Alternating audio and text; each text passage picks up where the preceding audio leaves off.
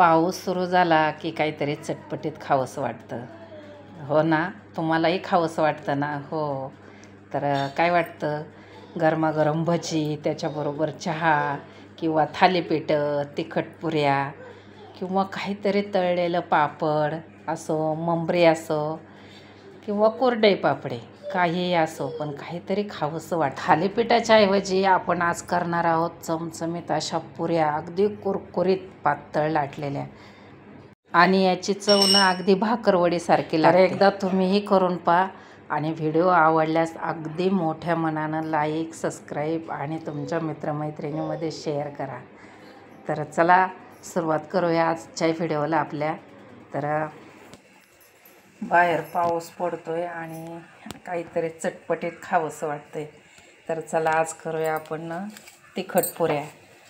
तर आपल्याला मिक्स पिठापासून पुऱ्या बनवायच्या. तर त्यासाठी प्रथम आपण हिरवी मिरची, धनं, जिरं आणि हा एवढा लसूण आपण मिक्सरमध्ये वाटून घेऊया. तर हे पहा, मी बिना पाणी घालता हे मोठंच वाटून घेतलं आहे. आणि याची धनाची डाळ जर दाताखाली आली ना, खूप छान लागतात पुऱ्या. तर बघा, आता आपण हे पीठ मळून घेऊया. चला आपण ना आता पीठ मळून घेऊया. तर हे पहा, हे ज्वारीचं पीठ आहे. तर ज्वारीच्या पुऱ्याला खमंग लागतात मस्त. आणि हे बाजरीचं पीठ, हे आहे गव्हाचं पीठ. आपण कमी घेतलं आहे गव्हाचं, ज्वारीचं सगळ्यात जास्ती. त्यानंतर आपण घेणार आहोत हे बेसन पीठ, आणि त्यामध्ये आपल्याला हा पाव वाटी रवा घालायचा आहे. यानंतर आपण ना हे वाटण वाटलेलं हे घेणार आहोत सगळं.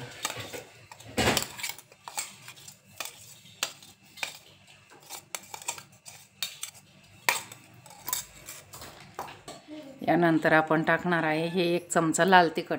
लाल तिखटाने कलर पण छान येतो आणि चवीला पण छान लागतं. त्यानंतर आपण टाकतो हे हळद. यानंतर आपण टाकणार आहोत हे 2 चमचे खवरे तेल टाकतोय आपण त्यामध्ये. यानंतर आपल्याला घालायचं यामध्ये 1 चमचा ओवा. थोडंसं जास्ती घालते ओवा, आणि धणं जर जास्ती असेल ना तर खूप छान चव येते त्याची. आणि यानंतर आपल्याला टाकायचं यामध्ये ही कसुरी मेथी. तर या मेथीने ना खूप छान वास येतो आणि एकदम मस्त अशी टेस्टी लागते. आपण हे एवढी कसुरी मेथी घातली. यानंतर आपण यामध्ये टाकणार आहे दही. दह्याने ना खूप मस्त लागतात, अशा आंबट छान लागतं तिखट. त्यानंतर आपल्याला टाकायचे ही कोथिंबीर.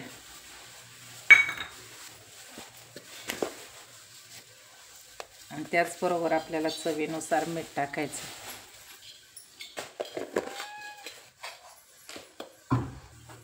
यानंतर आपण टाकणार आहोत यामध्ये 1 चमचा कलोंजी. तर याने दिसायला पण छान दिसतं आणि चवीला पण खूप मस्त लागतं. आणि यानंतर ना आपण ना थोडंसं गरम पाणी करून ना आपण ते मळणार आहे पीठ. म्हणजे अगदी थोडंसं, जास्ती गरम पण नाही, थोडंसं कोमट करायचं आणि हे मळून घ्यायचं.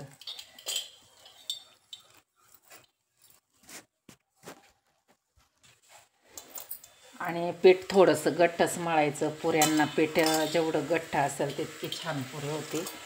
आमच्याकडं पाऊस पडायला लागला की अशा तिखट पुऱ्या, थालीपीठं, गरमागरम भजी, आणि आषाढ महिना चालू झाला की करंजा, कोणी शंकरपाळ्या करतात खायला. खूप मस्त लागतं पाऊसकड्याचं खायला. तर आज आपण ह्या पुऱ्या करणार आहोत.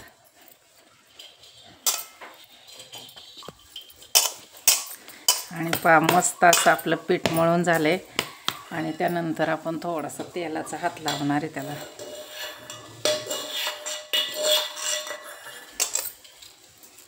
आणि हे पीठ मळल्या लगेच करायला घ्यायचं, नाहीतर ते ज्वारीचं आणि बाजरीच्या पिठामुळं त्याला पाणी सुटतं.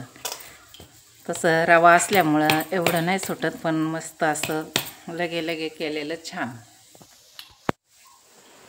तर या पुऱ्या जाड जर लाटल्या ना तर फुगतात त्या आणि त्या लगे लगे खायला चांगल्या. पण जर पातळ जर आपल्याला कुरकुरीत हव्या असतील ना तर थोड्याशा पातळ लाटायच्या, मग चांगल्या कडक होतात आणि एकदम मस्त अशा कुरकुरीत लागतात गरमागरम खायला. पातळ लाटल्यानंतर त्याला जर छोटे छोटे छिद्र पाडले ना त्या पुऱ्यांना तर छान कडक होतात, बांधतात त्या. आणि आपण यामध्ये हवरे तीळ, धने, कुठं कलोंजी, मेथी टाकल्यामुळं ना याची चव ना अगदी भाकरवडीसारखी येते. खूप छान लागतं हे खायला, खूप टेस्टी लागतं, खूप मस्त आहे. आणि खरंच तुम्ही एकदा नक्की करून पहा.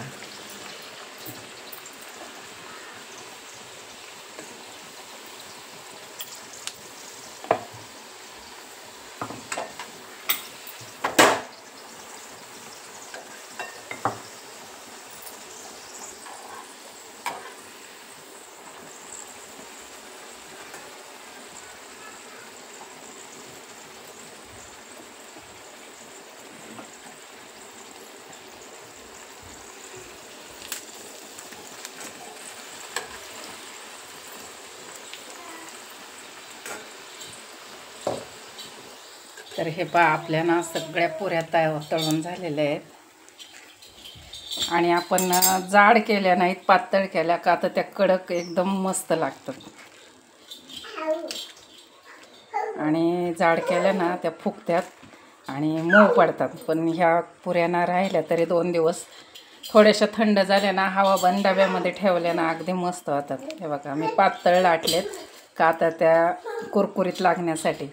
तर खूप छान झालेत. तर आपण त्याबरोबर आता खाण्यासाठी चटणी बनवूया. हे पहा, आपण ना आता पुदिना, शेंगदाणा, खोबरं, हिरवी मिरची, लसूण आणि आलं याची आपण ना छान अशी चटणी करणार आहोत त्याच्याबरोबर खाण्यासाठी. तर आता मी हे मिक्सरमधून वाटून घेते.